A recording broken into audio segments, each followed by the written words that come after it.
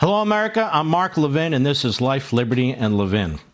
Before we get started this evening, I want to make a comment. I watched this clip of Barack Obama on 60 Minutes where he's attacking the President of the United States, and he believes these challenges that are taking place in the states are undermining democracy. He's put out an 800-page book. You'd think he's Winston Churchill. I think this is his third autobiography. Well, I want to say something to President Obama, the other so-called iconic figures in our republic, Republican and Democrat. Don't you damn lecture us.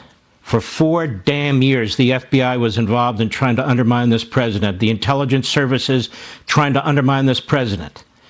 They tried to remove this president from office, a phony criminal investigation, a phony impeachment.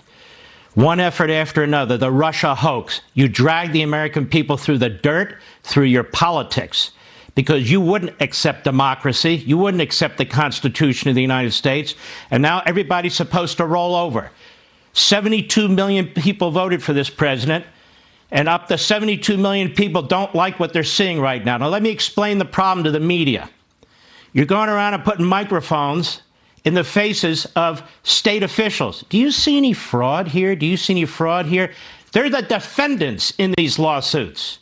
You know, the good old days, we'd have reporters in the field looking into the allegations where we have hundreds of sworn affidavits under penalty of perjury from one end of this country to another, in one corrupt Democrat city after another.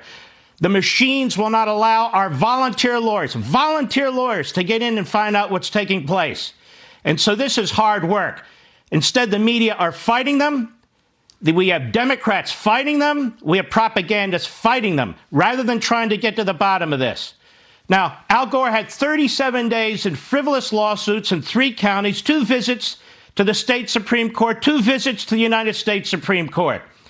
And what we hear is people declaring, who aren't even involved in these cases, who haven't even talked to anybody on the ground. It's over. It's over. Well, it may be over. It may not be over. What about the integrity of the election process? Let me explain in part what's going on in this country. Democrats and their surrogates in hundreds of lawsuits leading up to this election. What did they do? Earlier and earlier voting. Why? Why? I'll get to that in a second. Mail-in ballots. Why? Ballot harvesting. Why? No signatures, no comparing of signatures, no postal mark dates, extended vote counting. None of this is about good government. None of this is about the integrity of the election.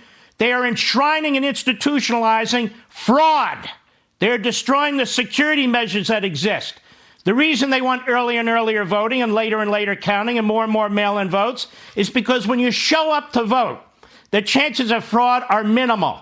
There's election judges. There's registrations. You have to show your address and your name. You have to show an ID and so forth. If you have a mail-in vote that you don't even have to sign and you don't have a postal date on it, you have no security whatsoever.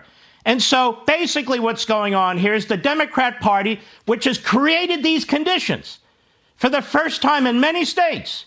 That's why this is going on and on and on, not because of the challenges, but because of the changes in the election laws. So the Democrat Party says it's over, and they push out Joe Biden. The office of the president-elect, we don't have an office of a president-elect. We have one president at a time, and Joe Biden is undermining that president, Donald Trump. We don't have 2 foreign policies at the same time. We don't have 2 environmental policies at the same time. What's their hurry? They're the ones undermining democracy. And finally, they're the ones announcing how they're going to destroy our Constitution. They say, hurry up. We're undermining democracy. And if they win the races in Georgia, they're going to destroy the Supreme Court, destroy the Senate, destroy the legislative process, and destroy the Electoral College, and cut out all the red states from voting. But we're undermining democracy. No. Obama's undermining democracy. Biden's undermining democracy. Their whole damn party's undermining democracy. And it's about time the media in this country pay attention to what the hell's going on. Go into these cities. Follow the volunteer lawyers and see exactly what's taking place. And give us a hand so we can protect the right to vote and the franchise. Now, I've said enough. We have a tremendous guest